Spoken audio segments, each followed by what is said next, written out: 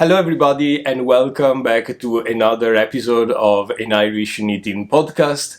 I am Sam, I'm an artist and illustrator coming to you from Dublin in Ireland. If you are a new viewer, this is my attempt of a knitting podcast. It was born as a pure and simple knitting podcast, but it kind of evolved in the years and months into just a vlog, a update on my artistic and my crafting life, usually on a monthly basis. And if you are a returning viewer, thank you so much for coming back, and thank you very much for your kind comments on my previous videos.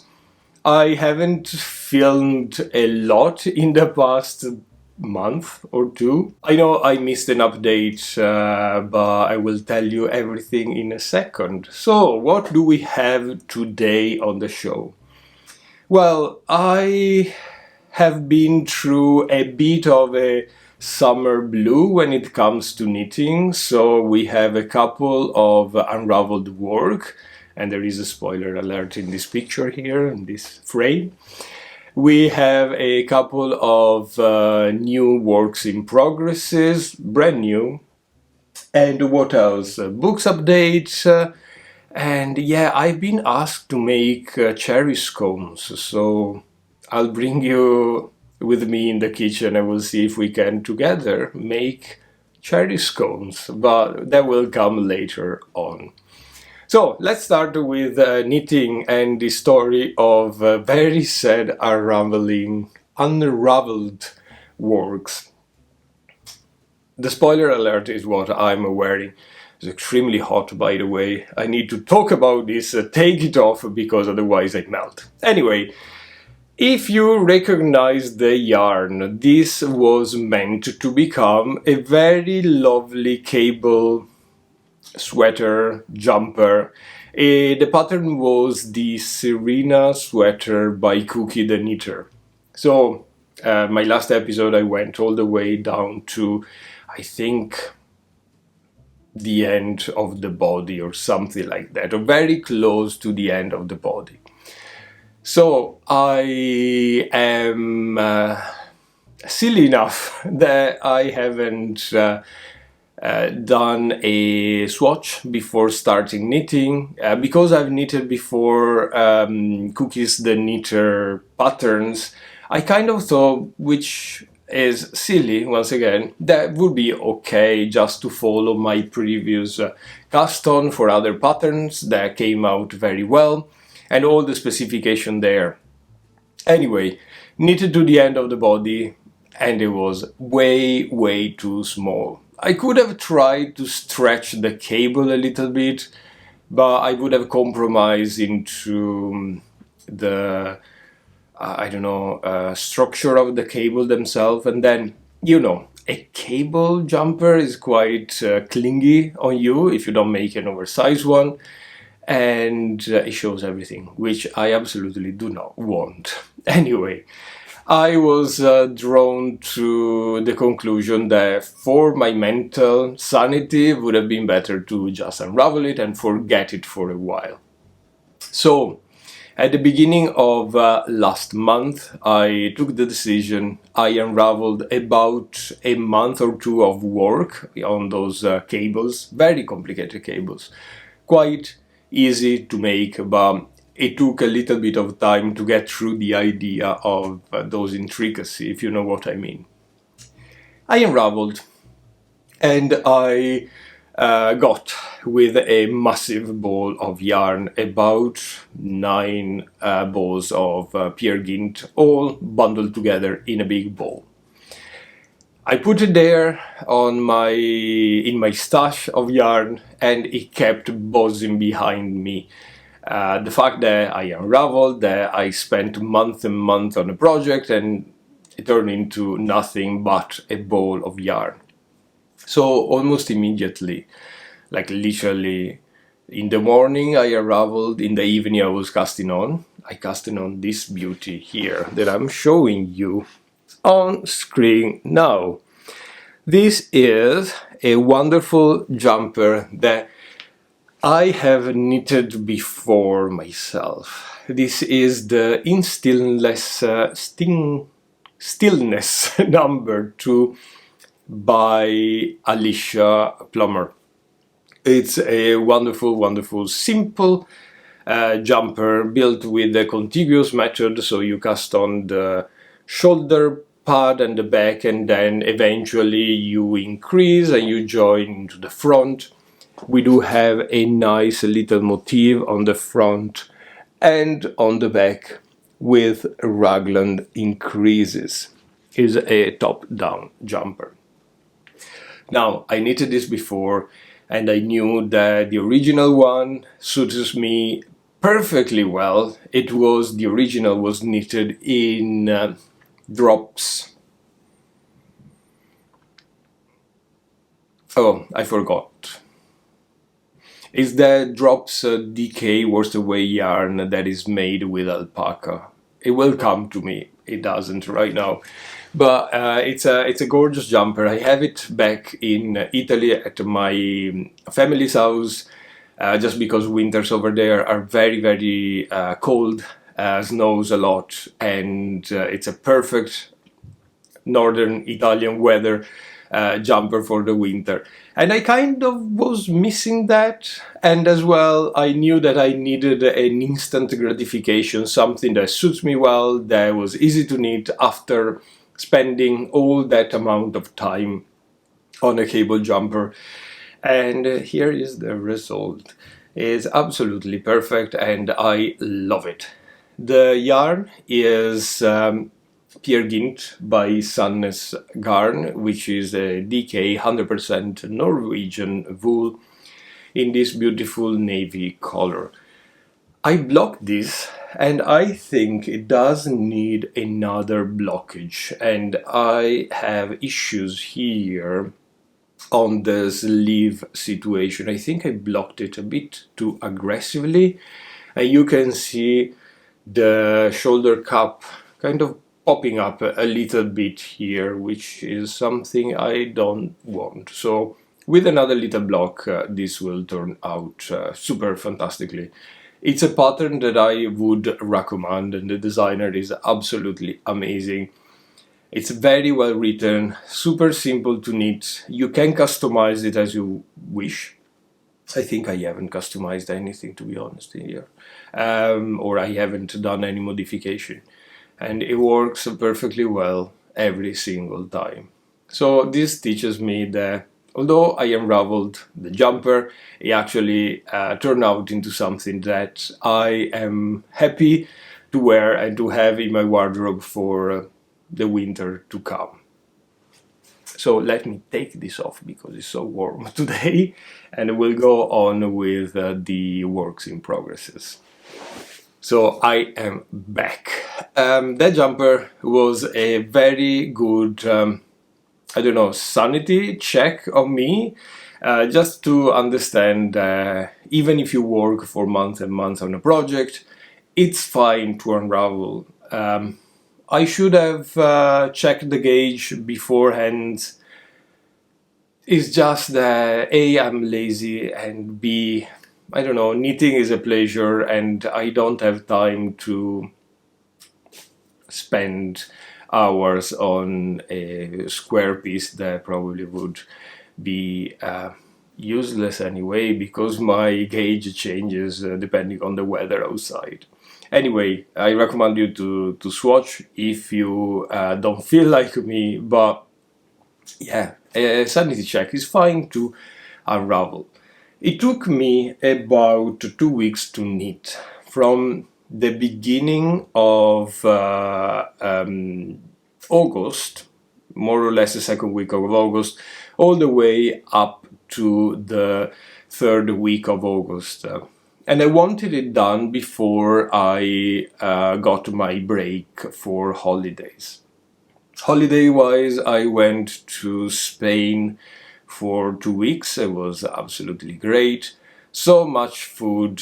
I think I put on about 11 kilos in sausages, bread, patatas bravas, and all that you get It was a great little holiday, and it was great just to break from the cold of Ireland and the rain, and as well from work. Work is becoming more and more stressful as the day goes. But anyway, unfortunately, I haven't taken any video from my holidays.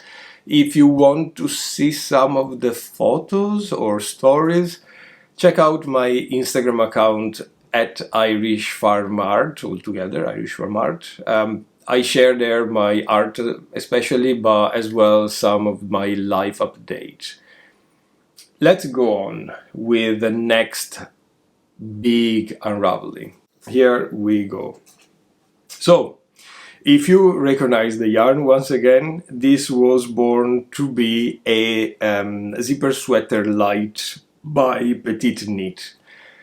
Naively enough, I thought that by modifying slightly the pattern, I could turn a massive worsted weight jumper, as written in the pattern, into a more manageable finger weight double ply, 4-ply jumper.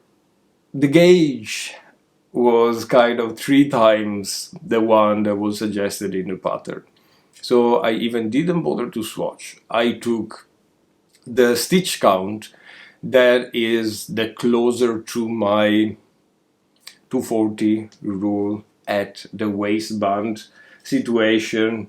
I'm not going to repeat that. If you want to know what is the 240 rule that I have, check my previous videos. It's a way for me not to swatch and to be quite sure that something is turning out. But I haven't taken into account the fact that the original gauge was meant both for stitch count, stitch row gauge, and I'm losing it, stitch gauge and row gauge. So stitch gauge, fine, 240 stitches at the bottom, kind of woodwork. I know that is my circumference in the fingery way yarn. Row gauge though, a complete shamble. I started from the collar and that was fine, double folded the collar and then increased for the yoke. Now, if my calculations were right, every increase, sort of a raglan type of thing, every increase I would have done a double increase to get to the precise row gauge of the pattern, or better, to translate the row gauge from the pattern into this yarn, into my gauge. That didn't work out. After having about 700 stitches, I came to a circumference of this size for my shoulders. I don't know why, I just kept knitting and I came to divide it for the sleeves, to which, cleverly enough, I thought of trying the jumper on. And it was massive, it was basically a tent, which defeated the purpose of making that specific jumper in a more manageable yarn and weight for me. So there wasn't any brain in there, I just unraveled it. I couldn't wear it, I couldn't go on knitting it, just because knitting at this very tiny, tight gauge, it would take forever. And once again, we don't have time for works that take forever. So I unraveled it and almost immediately, once again, I casted on this jumper here. This is the Oder jumper by Glaze. I am not going to put a picture, so if you want to see a picture, check it out here, or on the links below I have the link to the pattern. This is a free pattern from Glaze website, or it's called nowadays House of Yarn. You can download the PDF, it's in English, it's very well translated, and it's a nice little colorwork motif with the raglan increases, starts from the bottom and up. Classic general situation. what else? The yarn that I'm using here is Hostgarn Super Soft Dark Olive, and it's one of my favorite colors. I need to get probably another cone as soon as I finish this jumper. I've already knitted 2 jumpers on this yarn. It comes in big 500 grams cone, and I have about 150 left, which should be enough. For the contrasting colors, I think I'm just going to pick and choose from my stash of yarn. They are very simple lines of Colorwork, so you don't really need that much yarn. And I'm envisioning a bit of an autumny type of vibe with a lot of grays, oranges and browns to contrast well with the very dark olive green. So currently I'm just at the beginning of the body. I have, this is not working, I have knitted my ribbing and I'm going up with the stocking stitch all the way up until I get to my underarms, to which I will cast off and knit the 2 sleeves, put everything together, raglan the creases, neckband, bob's your uncle, as it is for every other jumper that I'm making lately probably. I really like the raglan construction. It's one of the fits on jumpers that works better with my body shape, where I kind of want to accentuate a bit my shoulder versus the waist. And I think a raglan makes it more kind of visible and easier to get to obtain this type of thing. So once again, another kind of sanitary check of my knitting schedule. I do like to have a project done and dusted, and generally I am a very monogamous knitter, which means that I knit one thing, finish it, start the next. But in this case, because of the unraveling of other projects, I found myself just working on different things. Now, this jumper, the order jumper, is quite slow going because it's such a tight gauge. And by the way, it's tighter than the gauge that is provided here. Not that crazy of a difference though, but yeah, hopefully it will work fine. Now, next work in progress. It's another jumper from the same company, House of Yarns, and I'm not going to put a picture here either. It's this one. This is Skaga jumper by Dale Garn. It's another free pattern, same in English, and I have had this pattern for ages in my collection, in my library of patterns.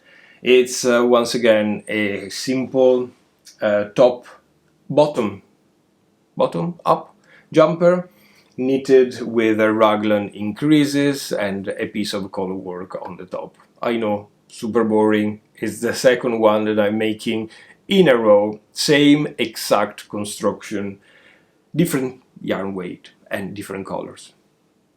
I don't know why, but I think after my kind of summer blues in terms of knitting, I just need a couple of easy peasy Colorwork jumpers that I know will work and that I know they're not crazy, that I am going to wear. So here is the situation. We have a body, we have 2 sleeves and the beginning of the Colorwork and the raglan in the creases here. Now I've noticed just before start filming a big mistake right in the front here, on the front left of the jumper, which I need to fix. I need to go down a couple of rows and pick up stitches there. A Colorwork mistake, which is not funny. But hopefully We'll get through it in no time. I don't have any issue in unraveling. A couple of rows only.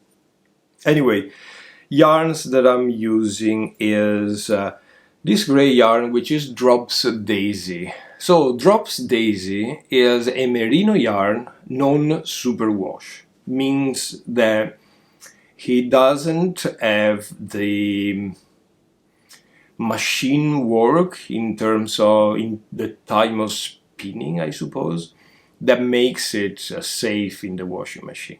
But this means as well that the yarn is a bit more toothy. It feels like Sandnes Peer Gynt, for example, which again means that I won't have any issue in the jumper losing shape or getting massive when you wash it or anything like that, because the fibers tend to stick together.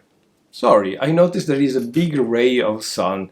I'm not going to close the window just because it's so rare that I'm actually enjoying it. If it's distracting or if you don't like it, it probably will only take a couple of seconds and it will be going. Anyway,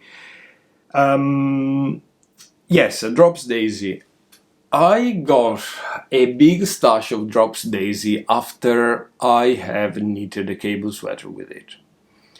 Now, someone mentioned to me that the yarn is not reliable and it tends to bubble a lot after a couple of wears, and it tends to break.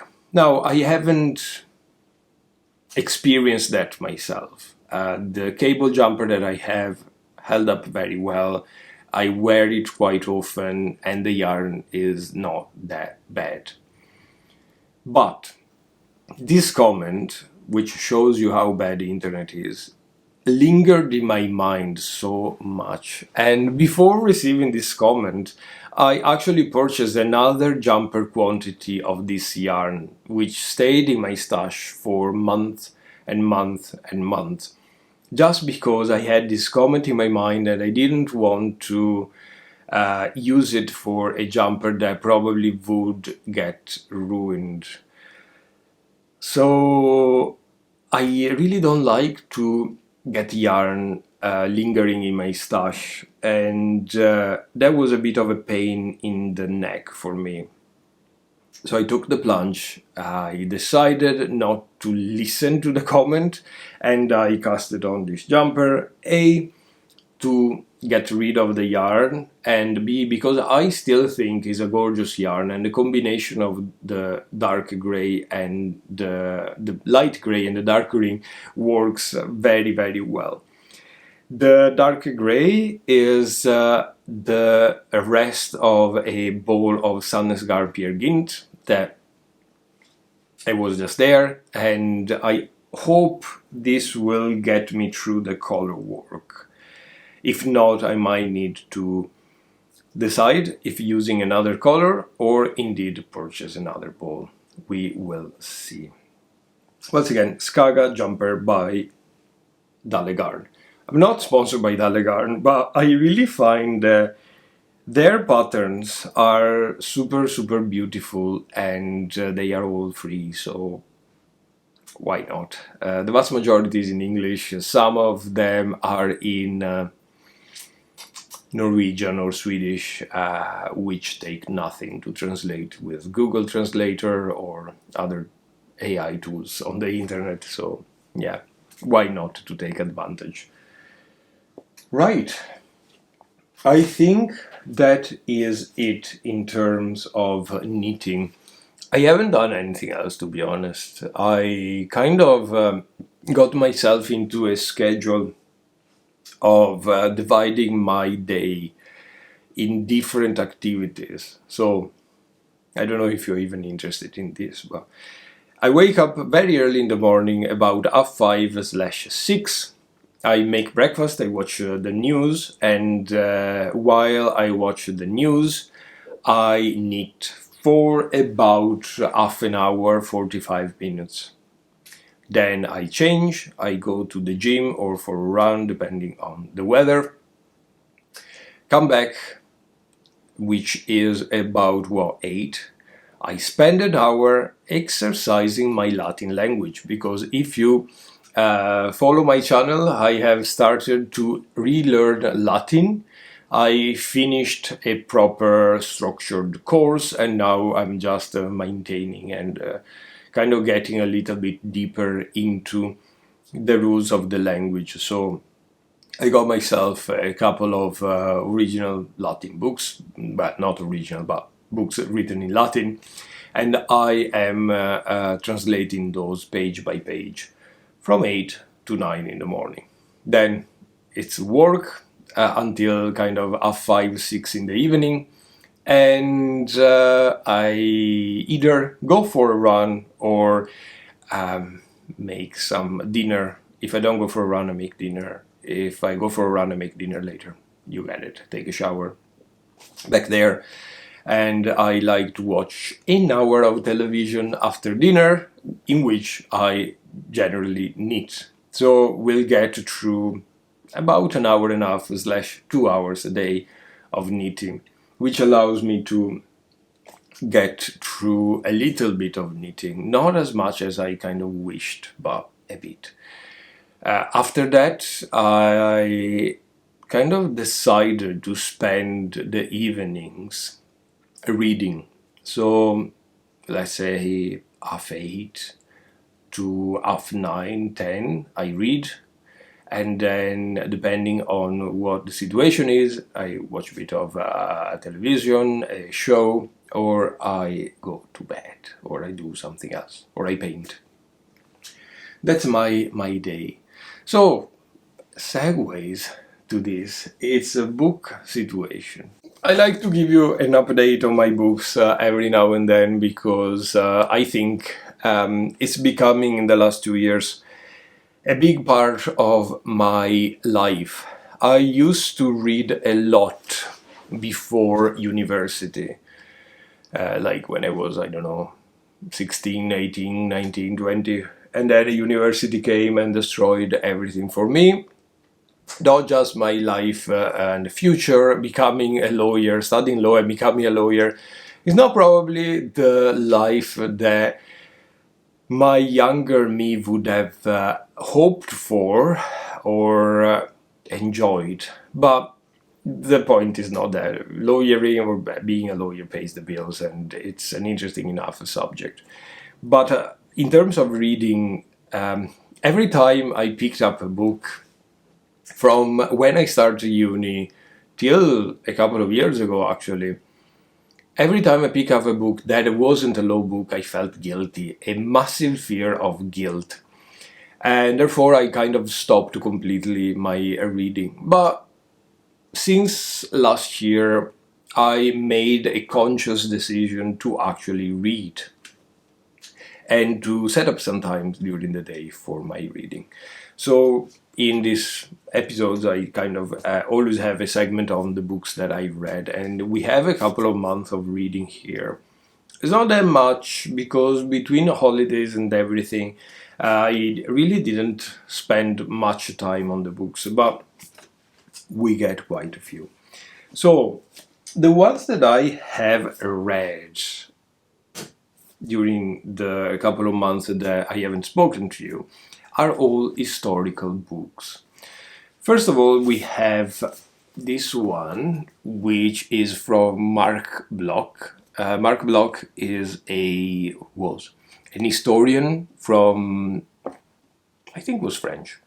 And it was one of those people, himself and Febvre, the other historian, that founded the very famous historical collection of the Annals. Anyway, I read before a book of his. It's very technical, but very, very interesting. This is called, and I'm reading in Italian, this book is called I Re Taumaturghi, which, broadly translated, I haven't checked the translation in English, but means the kings who are able to cure diseases. And basically is an investigation into this myth of British and French kings that used to cure a few diseases by imposing their hands, and Mark Bloch asked himself, where does this power come from and why the people believe this? It's a very interesting walk through the Middle Ages and the stories of the kings that used to cure plagues and diseases by imposing their hands. Yeah, would I recommend this? I don't know. It's a very technical, like a really proper historical, technical book with references and full text of German writings or Latin writings. But still, it's a quite of an interesting subject. Then, because I got so much into studying Latin and translating from Latin, I decided to gift myself the pleasure of reading Mary Beard's books, and so I already read two. One is confronting the classics with this lovely picture on the cover. It's basically a collection of essays kind of mystifying or demystifying some ideas that other previous historians and contemporary historians have on Rome and the classics. Did I enjoy this? I don't know. I felt like by the way, I love Mary Beard as an historian or a broadcaster, but I felt like she was a little bit too critic into everybody else's that wasn't herself. Now, I know nothing about history, so I take this as a granted truth. She has so much more knowledge of history than me, so why not? But reading through the different essays and how she kind of demonized the ideas that this or that historians wrote about, I felt a bit bored, let's say. But very interesting if you want to kind of debunk some of the misconceptions that are circulating around. Now, very interesting though is this other book, SPQR, same from Mary Beard. This is a full story of the Roman Empire from the kingdom all the way up to the mid of the empire, when the Emperor Caracalla gave the citizenship to hold the people, the population of the empire. This, on the other hand, is extremely interesting. She follows the story, the life, somehow, very broadly, by the way, of Cicero, the orator, lawyer, very famous Cicero. And from there, she kind of goes to many different tangents to explain the story of Rome and give a full-on overview of all the times that she is touching on. It's really interesting, it's full of beautiful pictures, and it's quite simple to read as well. She has a very, very catchy style of writing. I would recommend it. SPQR, fantastic. I would read this again. It's not boring, and every page is a page turner. You get new information, but once again, it's super simple to read. Even if you studied the Roman history, this will give you those insights that maybe you were missing in school. Now, what am I currently reading? I am reading this book here from Umberto Eco. It's called Baudolino, and I'm reading this in Italian. Is the funniest book that I have read recently. It's so far, by the way, the story is fictional, of a guy that was born in a peasant's family in northern Italy. He likes to imagine stuff while he is walking around the woods around his house, and he liked to, I don't know, picture that he's seeing saints and mythical creatures and stuff like that. It's very fantastic as a kid. It's really imaginative. One day, in the middle of the wood, he meets a person that was basically lost, a soldier dressed up in a big medieval armor. And the soldiers ask him what is the way to the military camp, and Baudolino, the guy, tells him that the way of the camp is very far, so he'd rather spend the night in the house of his parents down in the farm. The guy turns up to be the Emperor Barbarossa and of Frederick III, I think. Anyway, one of them. And kind of he adopts Baudolino, sends him to the university in Paris to study. Baudolino is very clever and tells the emperor that he had a vision. A saint was telling him that the emperor would win a big battle in Italy. So the emperor does, and Baudolino becomes very famous at the court. Now, this is where I got. It's really funny though. I warmly recommend this if you can find an interesting translation in English. Get it. Right. That was it from today. So, I promised you I would bring you with me in the kitchen. Now, I don't know how this is gonna turn up because I never filmed cooking before. But I was asked to make a batch of cherry scones. And as it happens, I got a very, very old recipe that was given to me by my adopted Irish family. It's not Italian because we don't have scones in Italy, but anyway, my adopted family had a grandmother that used to bake a lot, and nobody really bakes in this family. So I got the pleasure of writing down a few of her recipes, and they became part of my personal family recipe repertoire of books. Together with my grandmother, and my great-grandmother's family. They are all collected in a couple of these books here. Every time I make these scones, they come out perfect. It's a plain scone recipe, but today I was really asked to make cherry scones for, I don't know if it's a party or something. So, yeah. We'll try to make it together. I'll share with you the recipe. You'll find it probably on the screen here, or I will talk you through the recipe.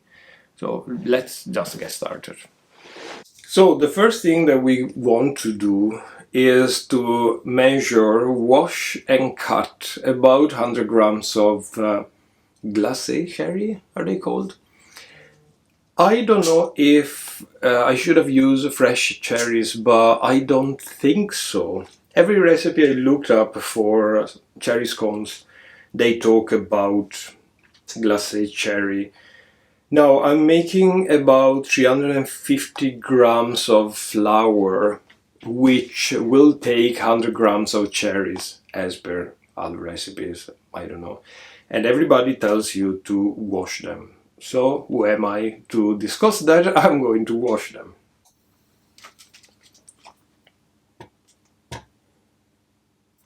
Okay, cherries are here. I'm gonna wash them and I'm gonna prepare the rest of the ingredients.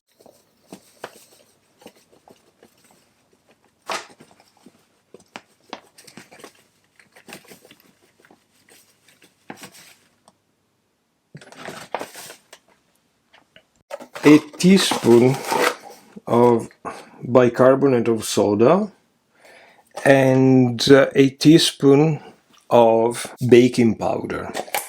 And you need both baking powder and bicarbonate of soda for this recipe if you don't use self-raising flour.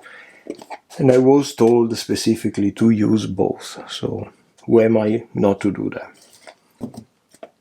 Now we need a bit of salt and 2 spoonfuls of sugar. So let me put the sugar now.